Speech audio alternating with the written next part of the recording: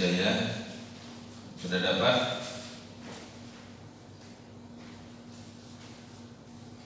Oke, saya baca ayat ganjil, Bapak Ibu ayat genap. Temanya adalah di dalam yang diberikan Lembaga Alkitab Indonesia Pelayanan Kasih. Saudara-saudara, kami hendak memberitahukan kepada kamu tentang kasih karunia yang dianugerahkan kepada jemaat-jemaat di Makedonia. Selagi mulai dengan berat dalam penderitaan, supaya mereka menerima dan bersaksi namun mereka kaya dalam menerima. Aku bersaksi bahwa mereka telah memberikan menurut kemampuan mereka, bahkan melampaui kemampuan mereka. Dengan sendiri mereka meminta kebenaran kepada kami, supaya mereka diperoleh untuk mengambil dalam pelayanan kepada orang. Mereka memberikan lebih banyak daripada yang kami harapkan. Mereka memberikan diri mereka pertama-tama kepada Allah, kemudian oleh karena kehendak Allah juga kepada kami.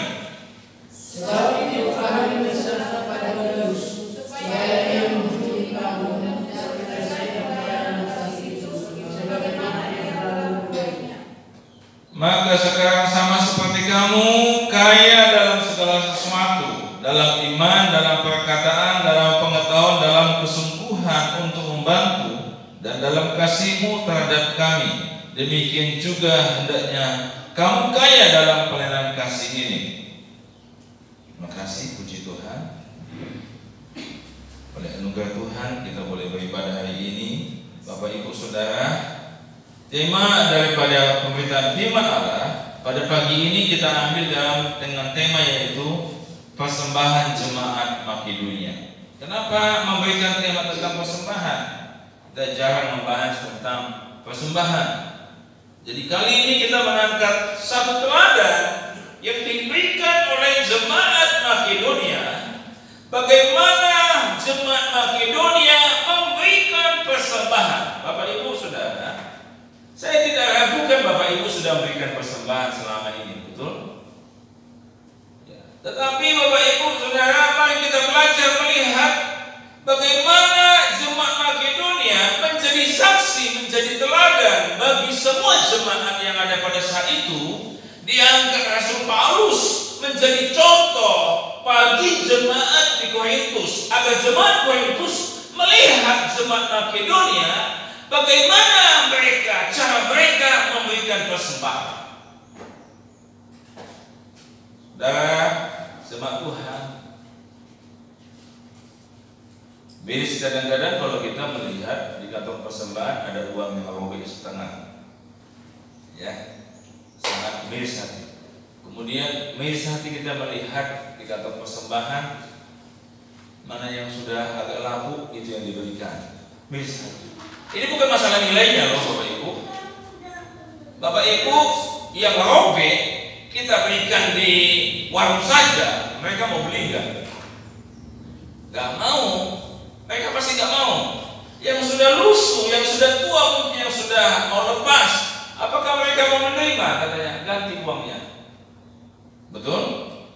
Tapi kadang-kadang bisa saja uang-uang yang seperti itu yang dianggap nggak laku di warung, di pom bensin di mana bisa masuk kadang-kadang di kantong gereja. Kenapa? Karena nggak dilihat siapa-siapa katanya. Bapak Ibu ya, saudara yang saya kasih dalam nama Yesus, ini bukan masalah nilainya. Berapa nilainya? Bukan. Masalahnya itu pantas atau tidak. Jemaat Tuhan, Bapak Ibu yang saya kasih dalam nama Tuhan Yesus, bagaimana persembahan jemaat Makedonia? Alkitab mengatakan bahwa dalam kesulitan mereka memberi persembahan. Coba kita lihat ayatnya yang kedua. Sama-sama kita baca.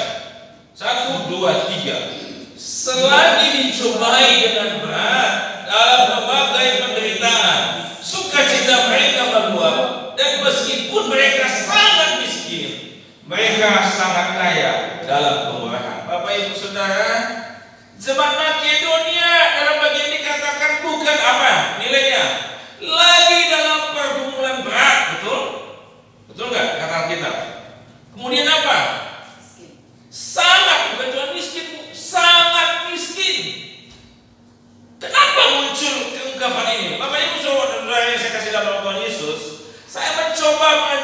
coba melihat letak geografis kota Makedonia pada masa itu ya. Kalau sekarang sudah jadi republik, luasnya itu cuma sekitar 25.000 kilometer ya. Luas daripada Makedonia sekarang ini dan pada saat itu cuma 25.000 kilometer. Mungkin hampir Cianjur ini ya. Gambarnya besarnya itu nggak terlalu besar nggak? Nggak terlalu. Kemudian kota Makedonia ini berbatasan dengan negara lain. Contoh ini, kota Makedonia itu Ciranjang. Jadi berbatasan antara Bandung dan juga Bogor, kan gitu ya. Berbatasan dengan Sukabumi. Jadi kota itu berada di tengah-tengah. Dan kota Makedonia bukan kota yang maju. Kenapa? Dikatakan selagi mereka dicobai dengan berbagai pencobaan. Kenapa? Karena kota Makedonia adalah kota yang berada di tengah-tengah yang menghubungkan kota lain dengan kota lain.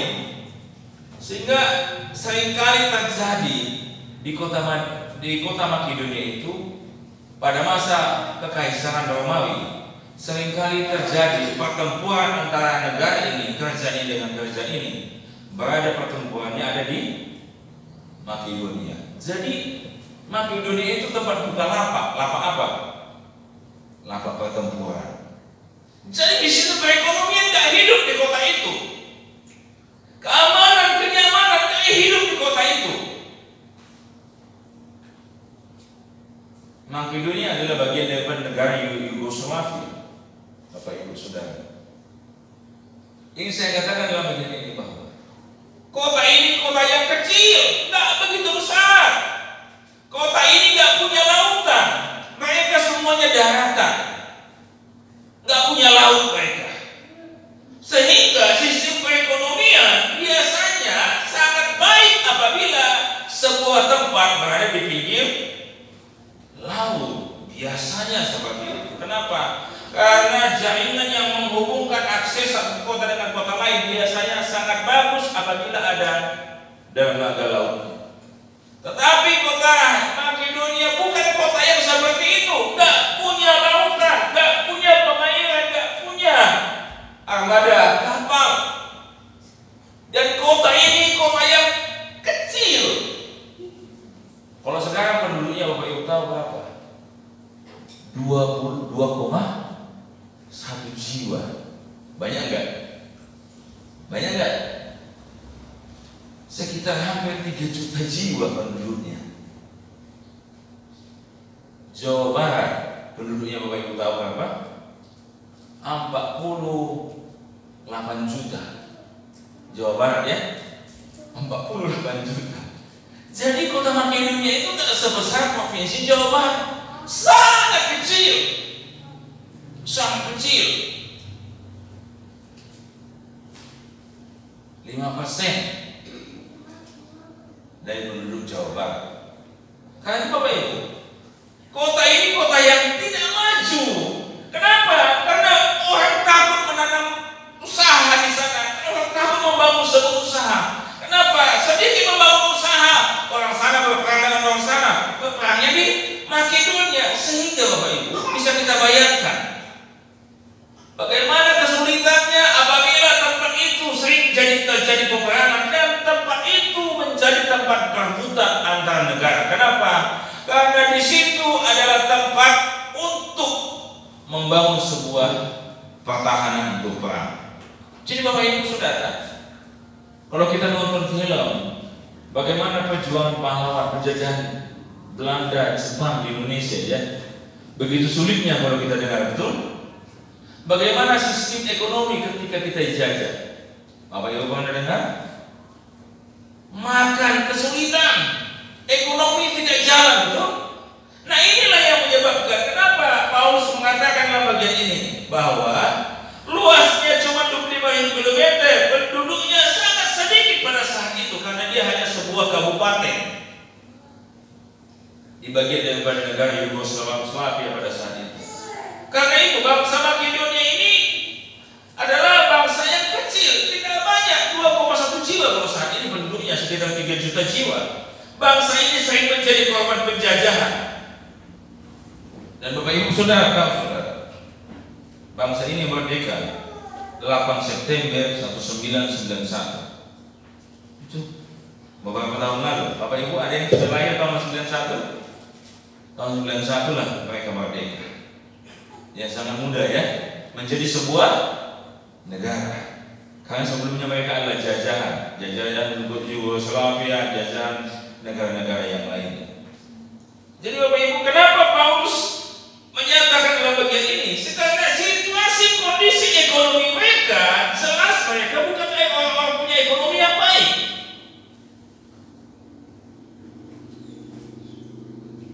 Negaranya tidak punya pantai, langsung berbatasan dengan negara lain. Mereka banyak yang buta huruf, tidak sekolah. Orang Makedonia ini, ya, nggak memikirkan tentang sekolah. Kenapa? Karena nggak mungkin untuk bersekolah. Situasi kondisi Prancis di sana, nggak mungkin membangun ekonomi di sana itu bertemu terus, betul? Ada corona aja gini, kadang-kadang usaha disuruh dihentikan, betul ya?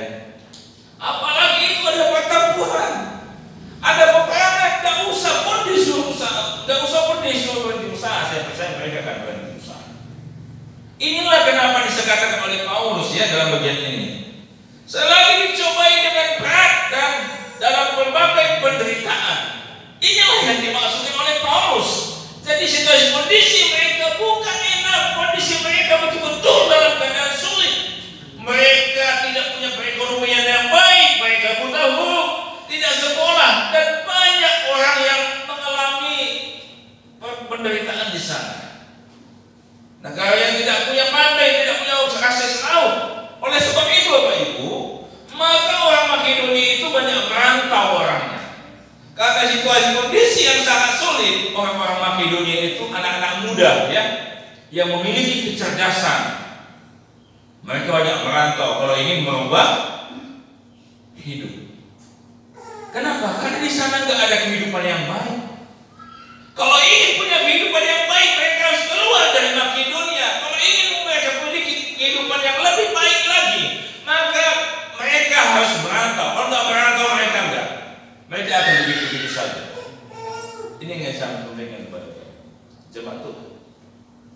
Tapi mengapa dalam bagian ini, ya, mereka biasanya merantau ke Eropa, berjuang ke Amerika, ya. Tapi mengapa jemaat Makedonia ini dikatakan dalam bagian ini menjadi berkat dalam memberi persembahan? Nah, Bapak Ibu sudah bisa mengerti maksud saya. Ekonomi mereka tidak menunjang, betul? Siswa di negara mereka tak strategis. Penduduk mereka itu rata-rata buta huruf, nggak bisa baca, nggak bisa tulis. Kelebihan mereka adalah negara ini pencinta seni, membuat seni pahatan dan sebagainya ya. Tetapi apa artinya produk mereka itu kalau di sana terjadi peperangan kan gitu ya? Apa artinya modal yang apa artinya keahlian kalau di sana terjadi kekacauan? Kenapa? Karena apapun yang mereka kerjakan, membuat patung, membuat seni dan sebagainya, nggak ada yang mau beli. Kenapa? Karena situasi kondisi kota itu adalah kota yang tidak maju dan tempat untuk berperang. Jadi tidak enak. Jadi negara lain pun takut masuk ke situ. Ya Bapak Ibu Saudara, inilah situasi kondisi daripada jemaat Makedonia. Tetapi mengapa jemaat Makedonia yang kecil dan sulit secara ekonomi, orang Kristen ada di sana, ya? Tapi mengapa mereka punya kepekaan sosial yang baik? Bapak Ibu Saudara yang saya kasih dalam nama Tuhan Yesus, tantangan kesulitan tidak menutup mata mereka untuk membantu jemaat Yerusalem. Gereja dimulai dari Yerusalem. Yerusalem seharusnya menjadi majelis pusat, ya. Tetapi seharusnya Yerusalemlah yang membantu kota-kota yang lain. Tetapi ini sebaliknya. Gereja yang kecil, jemaat yang kecil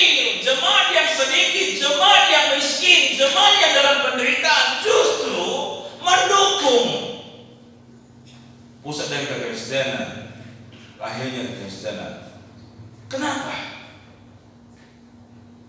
Bapak Ibu Saudara, ini tidak lain adalah cara berpikir mereka, mindset mereka untuk memikirkan tentang memberikan persembahan. Ya. Nah, kita akan belajar dalam bagian ini ya, Bapak Ibu Saudara-saudara yang saya kasih dalam Tuhan Yesus. Makedonia sudah merdeka saat ini. Ya, 8 September 1991 mereka merdeka. Ya, begitu panjangnya waktu perjuangan mereka sampai mereka bisa menjadi negara yang merdeka. Kita akan lihat dalam bagian ini. Ada dua hal penting masalah memberi yang dicatat dalam bagian Alkitab. Kenapa jemaat Makedonia dalam bagian diangkat oleh Paulus sebagai jemaat yang teladan dalam memberi? Karena mindset mereka, cara berpikir mereka tentang memberi. Aku memberi, saya sudah memberi saja begitu. Gak bisa. Kalau kita berkata gitu, nanti kita melakukan seenaknya kita. Memberikan entah persepuluhan, entah persembahan pembangunan, entah persembahan diakonia, entah apapun dilakukan, ini mesti dilakukan dengan baik dan benar. Jemaat Tuhan.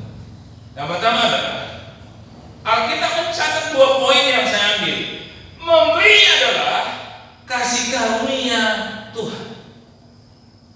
Ya, cara berpikir, melihat memberi itu bukan karena kaya, bukan karena melimpah, bukan karena mampu, bukan. Tetapi memberi adalah bagian daripada kasih karunia Tuhan. Haleluya. Mari kita lihat ya, ayat 1-3. Saudara-saudara, kami hendak memberitahukan kepada kamu tentang kasih karunia yang dianugerahkan Tuhan, dianugerahkan kepada jemaat Makedonia. Ada kata kasih karunia dalam bagian ini. Kasih karunia Tuhan dilimpahkan bagi jemaat Makedonia. Pertama, mereka diselamatkan. Yang kedua, mereka diberikan kemampuan untuk memberi persembahan. Karena itu ketika jemaat Makedonia mampu memberi, sebenarnya ini adalah karena mereka mengerti tentang kasih karunia Tuhan. Pertama, mereka telah diselamatkan Tuhan. Yang kedua adalah ini merupakan sebuah kesempatan bagi mereka. Jemaat Tuhan,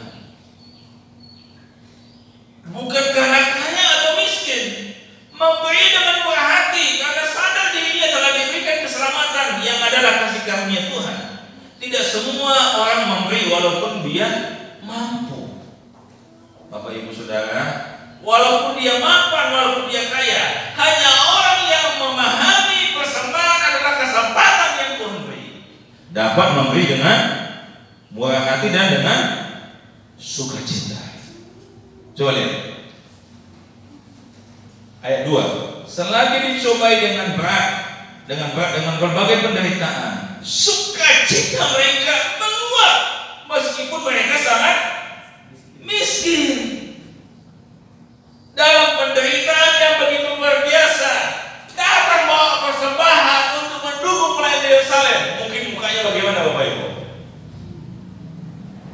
Orang dalam penderitaan tunggu manusia. Pasti gitu ya. Pasti gitu ya. Muka tangannya ngasih, tapi mukanya cemberut. Kalau suaminya yang ngasih, istrinya nyubit suaminya. Kalau istrinya yang ngasih, berantem nanti di rumah dulu. Kan gitu. Tetapi dalam bagian dilihat Bapak Ibu, coba Bapak Ibu lihat ayat 2. Sukacita mereka ketika memberi, sukacita mereka meluap meskipun mereka sangat miskin, namun mereka kaya dalam kemurahan. Jadi pemahaman mereka memberi adalah kasih karunia. Ini kesempatan untuk memberi dengan sukacita. Mereka kasih, mereka dengan tersenyum Bapak Ibu Saudara. Luar biasa. Ketika mereka membawa persembahan, memberikan dengan sukacita. Bapak Ibu pada nggak kasih persembahan dengan senyum? Persembahan kami sedikit sekali. Kasih banyak dong dulu sedikit. Persembahan kami dengan tulus hati. hati kan gitu ya. Tulus hati kasih dong yang baik kan gitu ya. Persembahan kami terpaksa sekali. Bapak Ibu Saudara, ini kita lihat jemaat Makedonia nggak seperti itu. Mereka memberi dalam kondisi kesulitan, dalam kondisi pergumulan. Sukacita mereka meluap, dan meskipun mereka sangat miskin, namun kaya dalam kemurahan. Pemahaman tentang memberi ini jelas bagi jemaat Makedonia. Ketika saya memberi, bukan karena saya ingin memberi, bukan karena Tuhan butuh bantuan saya, bukan. Ketika saya memberi, karena memang Tuhan sudah memberi bagi saya. Ketika saya memberi, ini adalah kesempatan yang Tuhan beri bagi saya, yang mungkin tidak dikasih kepada orang lain, tapi diberikan kepada saya. Paham maksud saya Bapak Ibu? Paham? Ini penuh. Karena itu ketika memberi, jemaat Makedonia memahami memberi adalah sebuah kesempatan. Memberi adalah sebuah pernyataan bahwa mereka telah menerima kasih karunia. Kasih karunia yang dianugerahkan Tuhan kepada jemaat Makedonia. Mereka bukan kaya, bukan mapan, bukan melimpah, tetapi dalam kesulitan. Bagaimana mereka mengetahui kondisi, dan mereka mengetahui kondisi jemaat Yerusalem. Mereka dalam kesulitan namun kaya dalam kemurahan hati. Karena itu ketika memberi dengan sukacita. Bapak Ibu Saudara, kalau orang ya nggak mengerti kasih karunia Tuhan, dia memberi dengan asal. Kalau orang tidak mengerti kasih karunia Tuhan, dia menganggap memberi persembahan itu sebuah hal main-main, hal sepele. Kalau orang tidak mengerti kasih karunia Tuhan, dia akan melakukan segala sesuatu semaunya saja. Tetapi jemaat Makedonia menunjukkan mereka paham betul bagaimana mereka telah diselamatkan Tuhan. Anugerah Tuhan itu bukan mereka bayar dengan persembahan mereka, tetapi karena mereka sudah diselamatkan oleh Tuhan, maka semua apapun yang menjadi milik mereka, termasuk hidup mereka, adalah milik Tuhan. Bagaimana mereka memberikan persembahan? Bapak Ibu Saudara yang saya kasih dalam tulis ayat 3 dikatakan, sama-sama kita baca 1, 2, 3. Aku bersaksi bahwa mereka telah memberi menurut kemampuan mereka, bahkan melampaui kemampuan mereka. Kalau seseorang mampu untuk memberi, itu biasa kan gitu ya, betul nggak? Gitu ya. Kalau Mama Gabriel, Mama Luis, Mama Niko misalnya punya uang 100 juta, memberikan 100.000, itu biasa kan? Betul ya?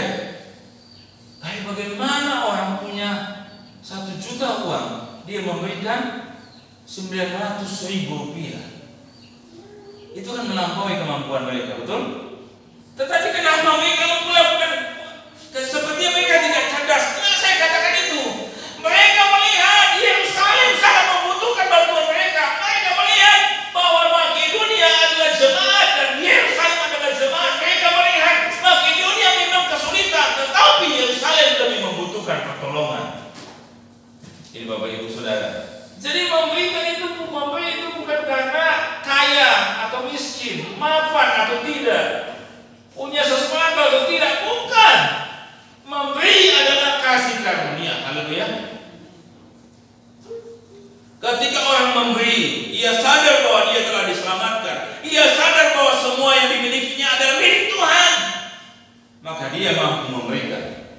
Enggak cuma 10%, 100% pun dia sanggup melakukan. Haleluya.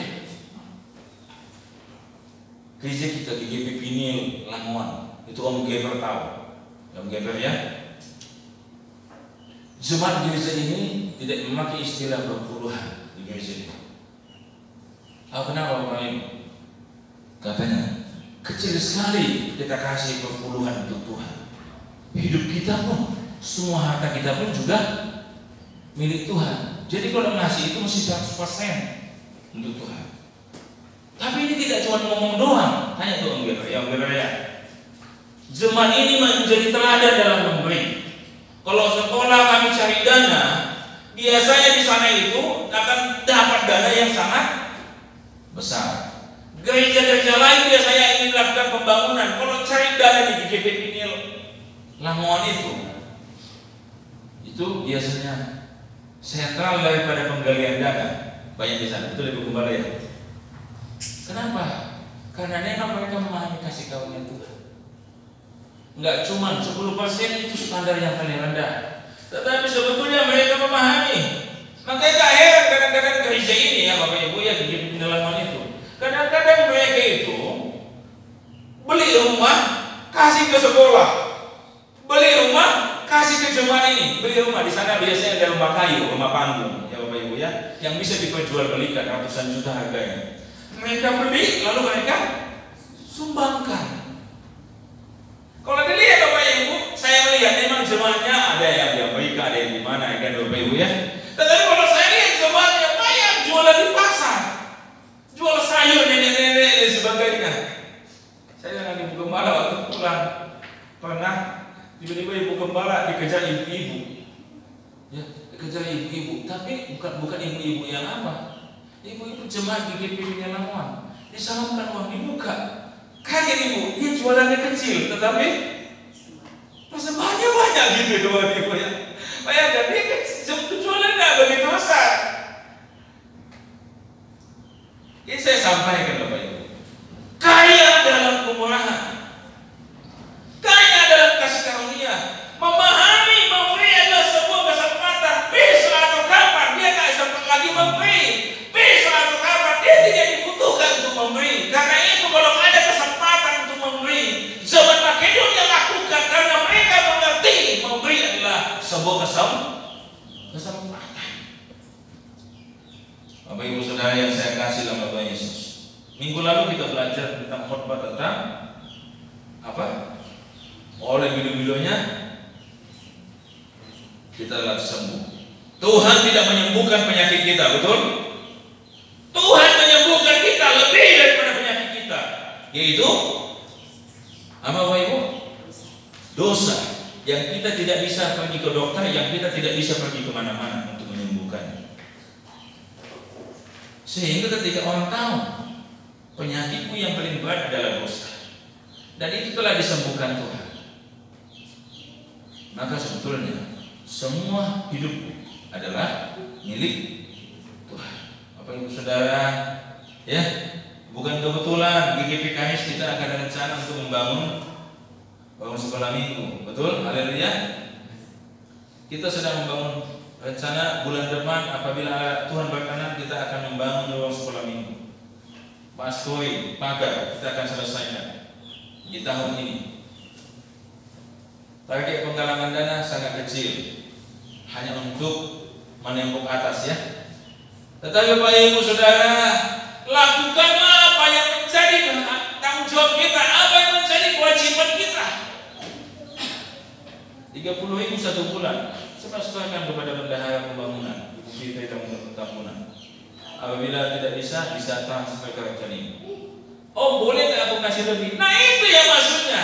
Jika Bapak Ibu mau berkenan dan memahami memberi adalah kasih karunia, ini kesempatan untuk saya memberi. Bukan Tuhan butuh bantuan kita. Kalau Tuhan mau, Tuhan bisa kasih usul orang lain, betul nggak? Tuhan bisa suruh orang lain. Bahkan Elia yang dalam keadaan lapar pun bisa dipelihara oleh burung gagak oleh Tuhan melalui burung gagak. Elia yang dalam keadaan punya kebutuhan pun bisa dipelihara, diberikan, dicukupkan oleh Tuhan melalui seorang janda yang miskin. Bapak Ibu Saudara-saudara yang saya kasih dalam Tuhan Yesus, penting sekali. Ketika seorang janda memberikan persembahan maju ke depan, persembahannya 2 peser, gitu ya. Ya betul ya. Orang lain memberikan persembahan dengan begitu banyak. Janda itu memberikan persembahan ke depan. Dan ingat, Tuhan Yesus memperhatikan setiap tangan yang memberikan persembahan.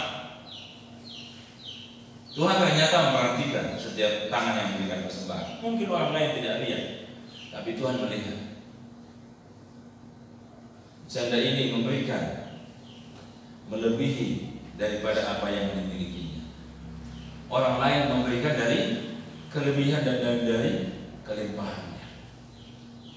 Bapak Ibu Saudara yang saya kasih dalam Tuhan Yesus, ini luar biasa saya pikir. Enggak gampang. Ya. GPKS kita akan bangun sekolah minggu. Ini kesempatan yang Tuhan beri. Jangan tunggu dulu usaha saya maju. Kalau bulan ini penghasilan saya lumayan, kalau bulan tahun ini saya kaya, kalau tahun ini saya ini, baru saya memberi. Jangan tunggu Bapak Ibu. Kasih karunia tidak berbicara mengenai seperti itu. Kasih karunia artinya bahwa ketika kita mendengar, mengetahui, maka kita merespon dengan cepat. Ini namanya kasih karunia. Sehingga kita melakukannya dengan sukacita. Haleluya Bapak Ibu Saudara. Karena itu ketika Bapak Ibu memberikan persembahan, baik di kantor, baik ke depan, Bapak Ibu usahakan senyum, ya. Bapak Ibu ya, jangan sampai buang muka. Aduh, banget sekali Tuhan mau ngasih ini. Aduh, banget sekali mau ngasih. Dan belum tebal kan gitu ya. Memasukkan ke kotak Bapak Ibu. Lehan unang. Akhirnya salah ambil envelope, terambil yang lebih besar. Setelah selesai ibadah, Om Gembala, kayaknya saya salah masukkan envelope.